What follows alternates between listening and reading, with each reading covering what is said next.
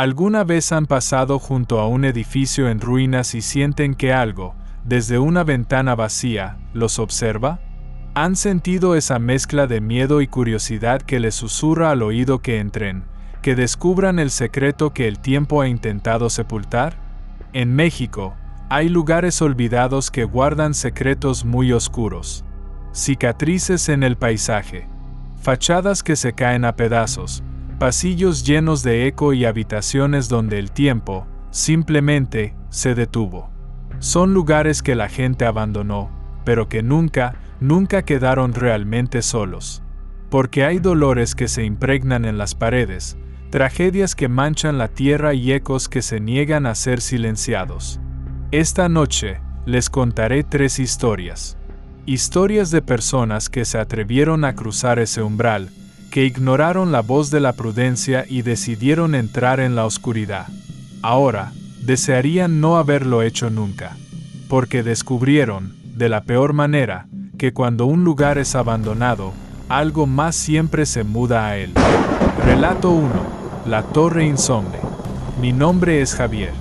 Oh, bueno, eso creo. Una parte de mí, la que todavía era capaz de dormir por las noches, se quedó para siempre en el piso 14 de la Torre Insomne. Así es como la conocíamos en los foros de exploración urbana, los Urbex.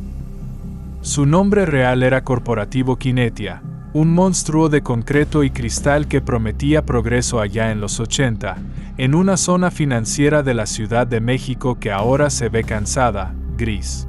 El sismo del 85 no lo tiró, pero lo dejó herido de muerte. Fallas estructurales, decían unos. Pleitos legales, susurraban otros. La verdad es que, desde entonces, el edificio quedó varado en el tiempo. Un gigante hueco de 30 pisos. Yo era fotógrafo, pero no de los que retratan bodas o paisajes. A mí me obsesionaba la decadencia, la belleza que hay en el óxido y el polvo. Y la Torre Insomne era mi Everest. Pasé meses estudiándola de lejos, memorizando sus ángulos, las ventanas rotas que parecían ojos ciegos. La leyenda era parte del atractivo, claro. Contaban que el arquitecto, un tal Julián Mancera, se había vuelto loco, obsesionado con que el edificio respiraba, que tenía vida propia. Cuando lo declararon inhabitable después del terremoto, él se negó a irse. Lo encontraron semanas después en su oficina, en el último piso, muerto de hambre frente a sus planos.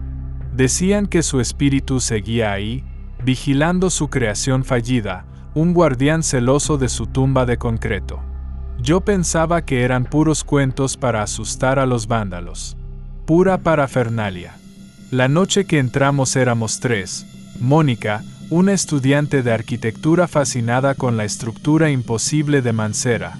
El Chueco, un cerrajero de oficio que nos abriría paso y cuyo único interés era encontrar algo de cobre que nadie fuera a extrañar.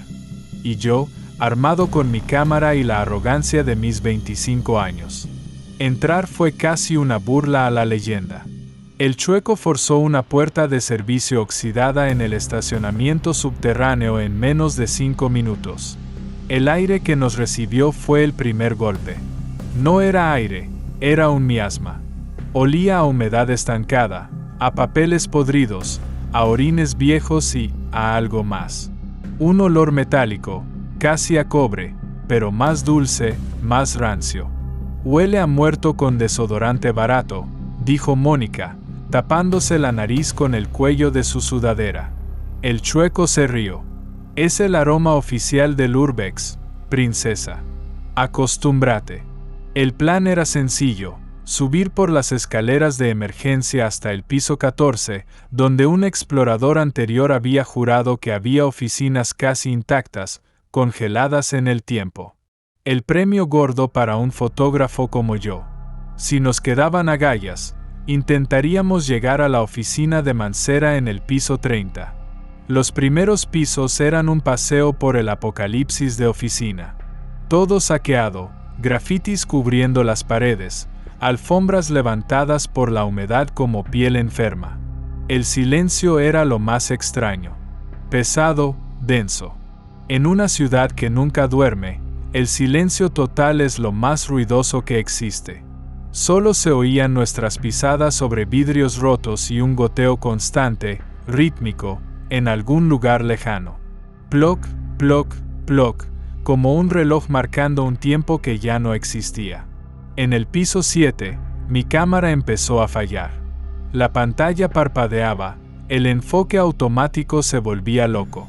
Te dije que le pusieras pilas nuevas, Javi, murmuró el chueco, su voz resonando en la escalera vacía. Son nuevas, le contesté, frustrado, dándole un golpecito a la cámara. Debe ser el frío. Pero no hacía frío. De hecho, el aire se sentía bochornoso, pesado. Aún así, un escalofrío me recorrió la espalda. Un frío que no venía de afuera, sino de adentro. Como si mi propio cuerpo supiera que estábamos donde no debíamos. Al llegar a la puerta del piso 14, algo era diferente. La puerta no estaba forzada. Estaba cerrada, pero sin llave. La empujamos y se abrió con un gemido largo y quejumbroso. Y entonces, todo cambió. Era verdad. El lugar estaba congelado en 1985. Cubículos intactos con máquinas de escribir eléctricas, teléfonos de disco, ceniceros llenos. Sobre todo, una capa de polvo tan gruesa que parecía nieve sucia. Los calendarios en las paredes marcaban septiembre de aquel año. Era una tumba. Un paraíso. Bingo, dije. Mi cámara, de repente, funcionaba perfecto. El enfoque era nítido, la pantalla brillante.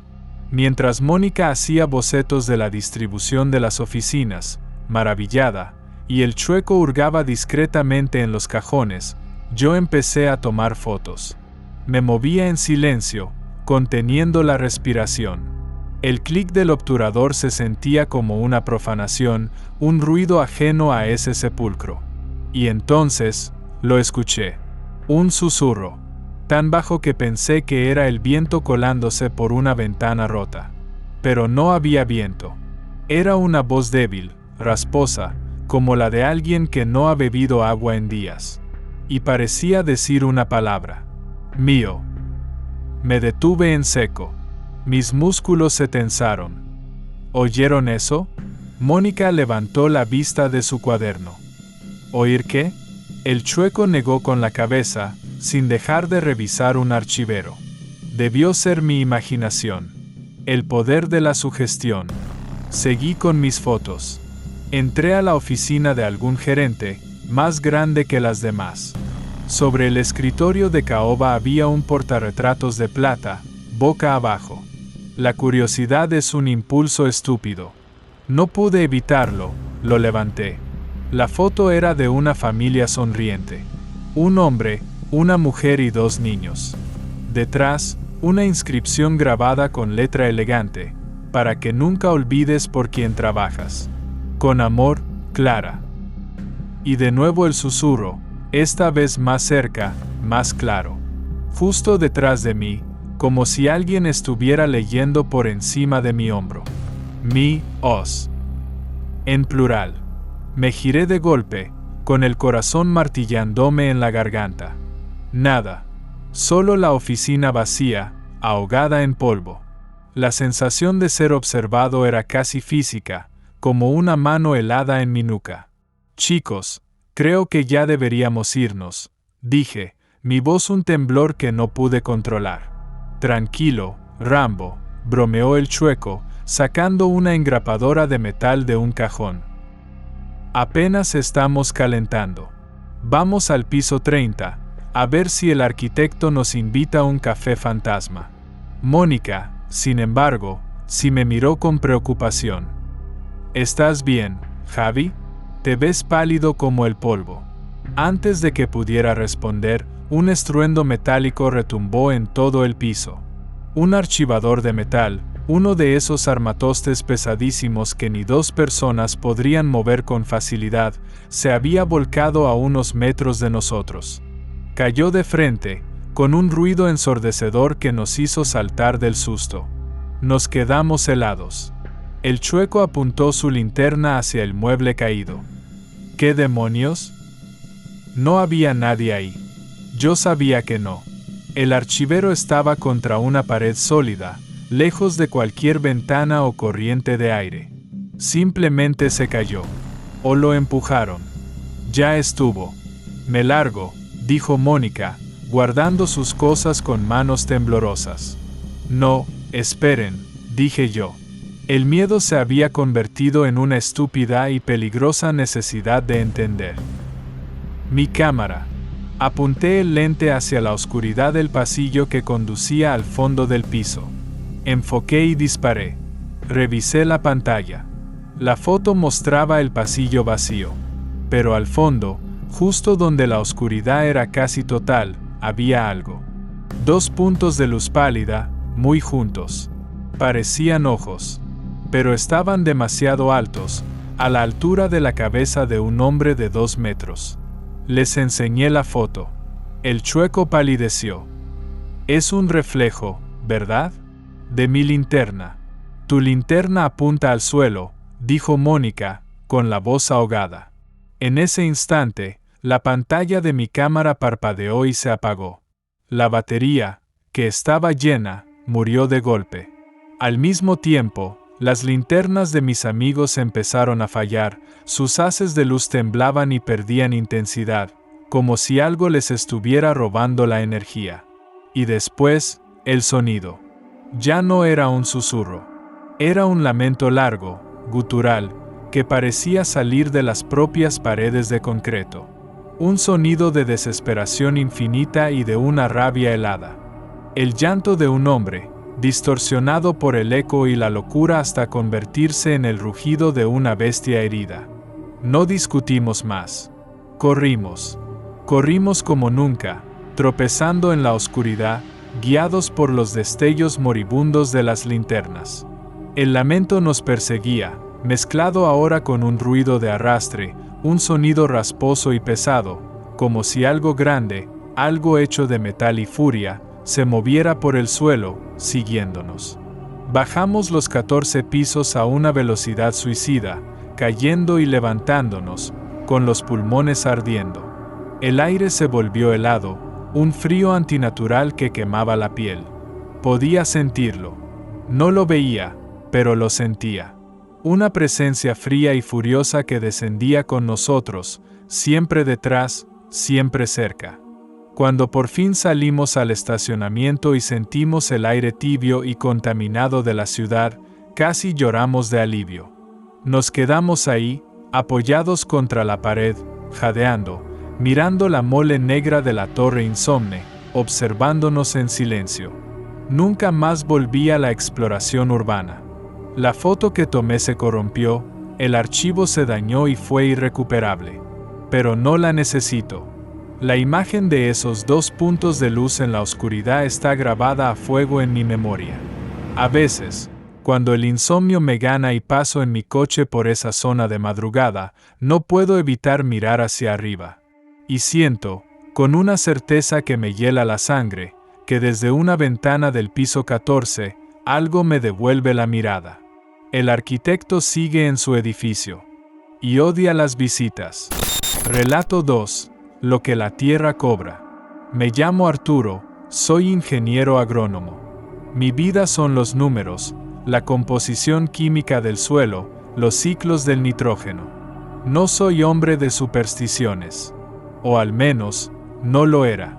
Todo cambió el verano que pasé en la hacienda La Candelaria, allá por los desolados límites entre Jalisco y Zacatecas. La hacienda era un esqueleto. Un fantasma de la época porfiriana carcomido por el sol y el olvido. Pertenecía a la familia de mi esposa, Elena, aunque nadie había vivido ahí en más de 60 años. La heredamos junto con un montón de hectáreas de tierra declarada inviable para el cultivo. Yo, en mi soberbia científica, lo tomé como un reto personal. Pasaría el verano allí, acampando en la propiedad, analizaría el suelo y demostraría que con la técnica adecuada podía revivir esa tierra. Elena se negó rotundamente a acompañarme. Ese lugar tiene una tristeza muy vieja, Arturo. Mi abuela decía que la tierra ahí está maldita, que tiene hambre. Yo me reí, claro. Le dije que la única maldición era la falta de un buen sistema de riego y un pH desbalanceado. Qué equivocado estaba.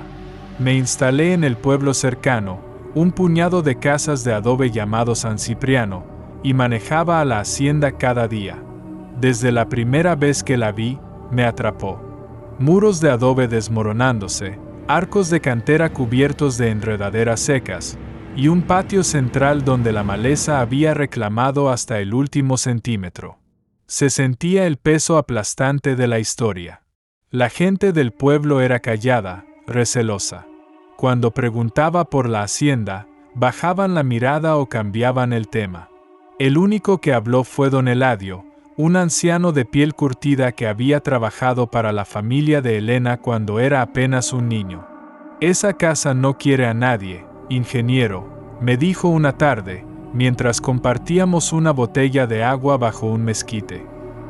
El último patrón, don Federico, era un hombre malo. Malo con la tierra y malo con la gente. Dicen que no pagaba con plata, sino con látigo y con hambre. Era un hombre sediento. Me contó de peones que llegaban a trabajar y simplemente desaparecían. De la leyenda de un tesoro que todos daban por cierta. Decían que don Federico, durante la Revolución, enterró cajas llenas de oro y plata en la propiedad antes de huir. Muchos habían buscado. Nadie encontró nada. La tierra lo guarda bien, concluyó el viejo con una mirada extraña. Una tarde, mientras mapeaba la propiedad, explorando unas bodegas en ruinas cerca de la capilla, encontré una sección del muro que sonaba hueca al golpearla. La curiosidad me ganó. Con una barreta que encontré oxidándose en el suelo, piqué el adobe reblandecido hasta abrir un agujero. Adentro no había oro. Había un pequeño hueco, como un nicho secreto. Y en el suelo de tierra, algo brillaba débilmente a la luz que se colaba. Metí la mano y saqué dos cosas, un rosario de plata ennegrecido por el tiempo y un pequeño diario de cuero, reseco y frágil. Esa noche, en mi modesto cuarto del pueblo, a la luz de una lámpara de pilas, empecé a leerlo. Pertenecía a una tal Isabel, la esposa de don Federico, y estaba fechado en 1913. Al principio, sus escritos hablaban de la soledad del campo, del calor implacable, de su anhelo por la vida en la ciudad. Pero poco a poco, el tono se fue oscureciendo. Describía la crueldad creciente de su esposo, los gritos que oía en la noche provenientes de las barracas de los peones, el miedo perpetuo en los ojos de los sirvientes. Leí una entrada que me inquietó profundamente. Federico dice que esta tierra le pertenece, pero yo siento que es al revés. La tierra lo está reclamando. Lo vuelve más duro, más seco, más sediento. A veces, por la noche, cuando cree que duermo, lo oigo hablarle a la casa, al suelo. Le susurra. Le promete cosas. Continué pasando las páginas quebradizas, y llegué a la última entrada. La caligrafía era temblorosa, casi ilegible. Me heló la sangre. Anoche lo descubrí. No estaba enterrando oro. Estaba enterrando a un hombre. Era Joaquín, el nuevo capataz. Lo vi desde la ventana de mi habitación. Lo arrastró como a un saco de maíz hasta el pozo viejo, el que está detrás de la capilla y que nunca tuvo agua. Y empezó a tirar piedras adentro. No oí gritos. Solo el sonido sordo de las piedras golpeando algo blando, una y otra vez. Cuando Federico volvió a la casa, sucio de tierra, lo oí susurrarle a la pared del pasillo. Uno más para ti. Para que me sigas dando buena cosecha. Dios me perdone. Esta casa no está construida sobre cimientos. Está construida sobre huesos. No dormí esa noche. El pozo viejo. Yo lo había visto. Era una simple losa de piedra circular cubierta de maleza, a unos 100 metros de la capilla en ruinas. Al día siguiente, con el corazón en la garganta, fui para allá. Con la ayuda de la barreta, logré mover la pesada losa de madera que lo cubría. Un vaho fétido, un olor a tierra mojada y a carne descompuesta, subió del agujero y me golpeó la cara. Apunté con mi linterna de alta potencia. El pozo no era muy profundo, quizá 10 metros. El fondo no tenía agua. Estaba lleno de tierra suelta, piedras y huesos. No de una persona, de muchas. Cráneos, costillas, fémures, apilados en un abrazo macabro. Retrocedí, tropecé y vomité entre los matorrales. La historia era real. Don Federico era un asesino en serie. Debí haberme ido en ese momento, llamar a la policía, a antropólogos, a quien fuera. Pero la parte racional de mí, la del ingeniero, necesitaba una prueba irrefutable. Regresé al anochecer con una soga de escalada. Mi estúpido plan era bajar, recuperar un cráneo y llevarlo como evidencia. La noche cayó rápido en el campo, un manto de oscuridad salpicado de estrellas. Até la cuerda a un mezquite robusto y comencé el descenso. El aire dentro del pozo era gélido, inmóvil. Cuando mis pies tocaron el fondo, el suelo se sintió blando, una mezcla repulsiva de tierra y astillas de hueso. Y de repente, el canto incesante de los grillos se detuvo. Silencio total. Opresivo, absoluto. Levanté la vista hacia el círculo de cielo estrellado sobre mí. Y entonces la vi. Una silueta recortada contra la luna. La figura de un hombre alto, con un sombrero de ala ancha. Como la sombra de don Federico proyectada a través de un siglo. «¿Hola?», grité, mi voz sonando débil y patética. «¿Hay alguien ahí?». No se movió. No respondió. Solo se quedó ahí, mirándome desde el borde del pozo. «Necesito ayuda para salir», dije, el miedo empezando a congelar mis entrañas. Entonces, la silueta se agachó lentamente. Levantó una piedra grande, del tamaño de una cabeza humana, la sostuvo sobre el borde y la dejó caer. La piedra se estrelló a centímetros de mi pie, levantando una nube de polvo de hueso que me hizo toser. Luego otra. Y otra. No intentaba matarme de un golpe. Estaba haciendo lo mismo que don Federico. Sellando el pozo. Enterrándome vivo. El pánico puro y animal se apoderó de mí. Me aferré a la cuerda y trepé con la fuerza de la desesperación, sin sentir el dolor de la fricción en mis manos desnudas. Podía oír las piedras cayendo, cada vez más rápido, golpeando el fondo del pozo con un ruido sordo y final. Cuando por fin mi torso superó el borde, rodé por el suelo, temblando incontrolablemente, jadeando. Me puse de pie y miré a mi alrededor. No había nadie. Estaba completamente solo. Y el canto de los grillos había vuelto, tan monótono como siempre. Corrí hasta mi camioneta y conduje toda la noche, sin mirar atrás. Nunca le conté a Elena la verdad de lo que encontré. Le dije que tenía razón, que la tierra era inútil, estéril. Vendimos la propiedad por una miseria a una compañía minera que planeaba una explotación a cielo abierto. Años después, leí una pequeña nota en un periódico regional. Durante la demolición de un viejo pozo en la antigua hacienda La Candelaria, encontraron los restos de más de una docena de personas que databan de la época de la Revolución. Y un esqueleto más, diferente.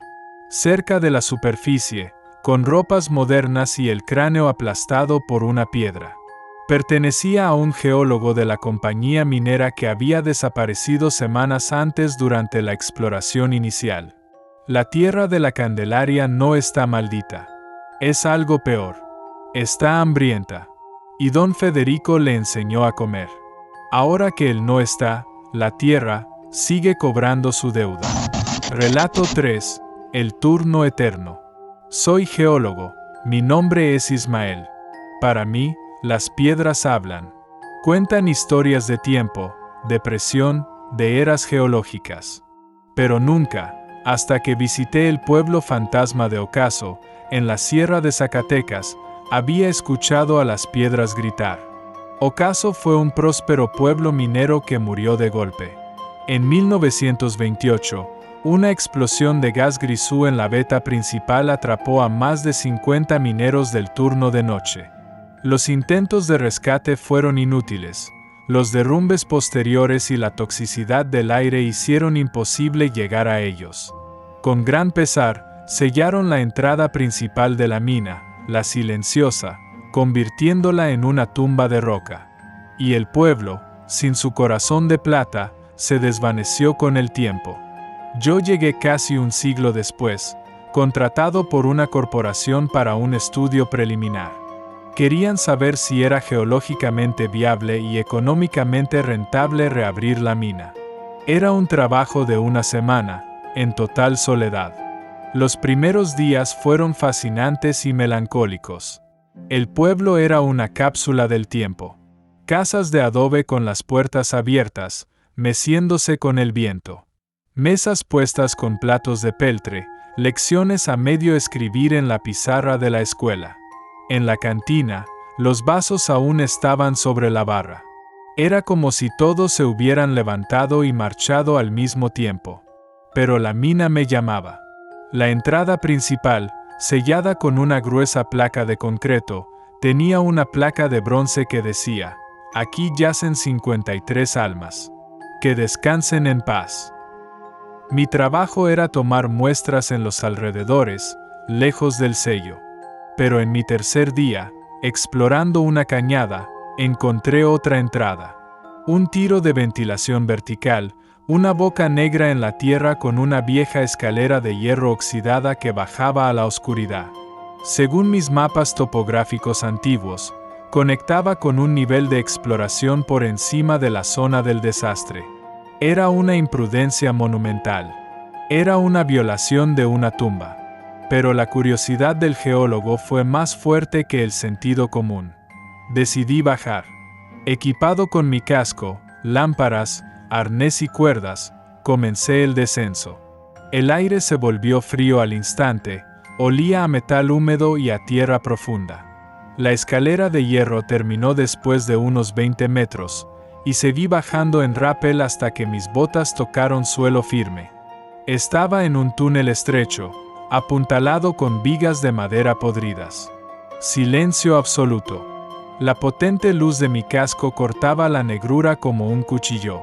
Avancé con cuidado, pisando sobre herramientas oxidadas y rieles de vagonetas corroídos.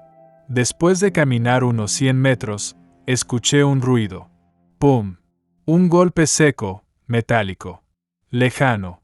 Me congelé. Apagué la lámpara. Esperé en la oscuridad total, escuchando solo el latido de mi propio corazón. Nada. Debió ser la montaña asentándose. Las minas viejas hacen ruidos extraños. Encendí la lámpara de nuevo. Y lo oí otra vez. Pum, pum. Rítmico. Inconfundible. El sonido de un mazo o un pico golpeando una pared de roca. El sonido del trabajo de un minero. Imposible. Pum, pum, pum. Avancé lentamente, usando el sonido como guía. El miedo y la curiosidad científica peleaban una batalla campal dentro de mí. Llegué a una galería un poco más amplia, una encrucijada de túneles. El sonido venía de un túnel secundario, oscuro y tan bajo que habría que entrar a gatas. Me arrodillé y apunté la lámpara hacia la abertura. En el instante en que la luz penetró la oscuridad, el sonido se detuvo de golpe. ¿Hay alguien ahí?, grité, mi voz absorbida por la piedra. Solo mi eco respondió, burlón. Decidí que era suficiente. Ya tenía material para mi reporte, la mina era inestable. Al darme la vuelta para regresar, la luz de mi lámpara iluminó algo en el suelo que no había visto al pasar. Una vieja bota de minero, de cuero grueso, cubierta de polvo. Y asomando por el borde raído, lo que parecían los huesos de un pie. El pánico me inundó. Me di vuelta para correr, y en ese preciso instante, la lámpara de mi casco parpadeó violentamente y se apagó. Oscuridad total. Absoluta. Una oscuridad que se siente, espesa y fría como el agua de un cenote. Saqué mi linterna de mano de la mochila. Tampoco funcionó. Y en esa negrura impenetrable, lo oí de nuevo. El martilleo. Pero ahora no estaba lejos. Estaba cerca. Muy cerca. Pum, pum. Y luego, voces. Susurros roncos, llenos de polvo y cansancio, que parecían venir de todas partes y de ninguna. Falta poco, muchachos. Casi llegamos a la veta madre. Dale, no te pares, que el turno no se paga solo. Pum, pum, pum. El sonido me rodeaba, el de docenas de hombres trabajando en la oscuridad. Me dejé caer contra la pared, temblando sin control. Mi mente científica, mi lógica, se estaba rompiendo en 1000 pedazos. Entonces, frente a mí, en el túnel, comenzaron a aparecer luces. Pequeñas llamas amarillentas y parpadeantes, flotando en el aire a la altura de un hombre, como las de las viejas lámparas de carburo. 1, 2, 10, docenas de ellas, avanzando lentamente hacia mí desde el fondo de la mina. Detrás de cada luz, se materializaba una silueta humana, encorvada, cargando picos y martillos. Se movían despacio, con un cansancio infinito, espectral. Pasaron a mi lado, tan cerca que pude oler el sudor rancio, la tierra mojada y algo acre, como gas quemado. No me vieron, o no les importé. Pasaron a través de mí como un río de fantasmas, indiferentes. La plata nos espera. Susurró uno al pasar. Un turno más y pagamos las deudas. Dijo otro. El aire está pesado hoy. Se quejó un tercero. Era el turno de noche de 1928. Condenados a repetir su último viaje, caminando directamente hacia su propia tumba. Vi al último de la fila. Un muchacho que no tendría más de 16 años. Se detuvo y, a diferencia de los otros, se giró lentamente hacia mí. Su rostro era una máscara de polvo y hollín, sus ojos, dos pozos de una tristeza insondable. Me miró fijamente, como si realmente me viera a mí, al intruso de otro tiempo. Abrió la boca. De sus labios no salió ningún sonido, solo un soplo de polvo y un susurro que resonó directamente en mi mente. ¡Corre! Y entonces, el estruendo. Un rugido que sacudió los cimientos de la montaña. El suelo se levantó bajo mis pies. No fue un sonido, fue una fuerza. La explosión. La onda expansiva me arrojó violentamente contra la pared y todo se volvió negro. Desperté no sé cuánto tiempo después. La lámpara de mi casco estaba encendida, emitiendo una luz débil. Me dolía todo el cuerpo. El túnel por donde habían ido los mineros estaba completamente derrumbado. Me arrastré hacia la salida y trepé por la cuerda con una fuerza que no sabía que tenía, la adrenalina pura del terror. En mi informe oficial, escribí que la montaña era geológicamente inestable, que la mina era una trampa mortal y recomendé que jamás se volviera a tocar. Fue la verdad más grande que he escrito en mi vida profesional. A veces, en el silencio de la noche, cuando todo está en calma, creo escuchar un eco lejano, casi imperceptible, que trae el viento. Pum, pum. Es el sonido de hombres que murieron hace casi un siglo, pero que nunca dejaron de trabajar. Siguen atrapados en su turno eterno, picando piedra en los últimos minutos antes de que la montaña reclamara sus vidas para siempre. La torre, la hacienda, la mina, no son solo lugares. Son heridas abiertas en la memoria de la tierra. Lugares donde la tragedia, la avaricia o la locura dejaron una mancha tan oscura que ni el tiempo ha podido borrarla. Las paredes recuerdan. El polvo atestigua. Y en el silencio, los ecos del pasado se niegan a morir. Ahora les pregunto a ustedes, ¿cuál de estas historias les heló más la sangre? ¿Han estado en un lugar así, donde el aire se siente pesado y el silencio grita? Si tienen una historia, un encuentro con lo inexplicable en un rincón olvidado, déjenla en los comentarios. Aquí, en esta comunidad de noctámbulos, los leemos todos.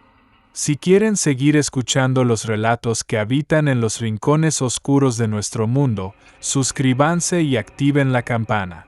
Así no se perderán nuestro próximo viaje a lo desconocido. Hasta entonces, tengan mucho cuidado por donde caminan. Miren 2 veces antes de entrar. Y si alguna vez se encuentran frente a una puerta que lleva a un lugar olvidado, recuerden estas historias. A veces, es mucho mejor quedarse con la curiosidad.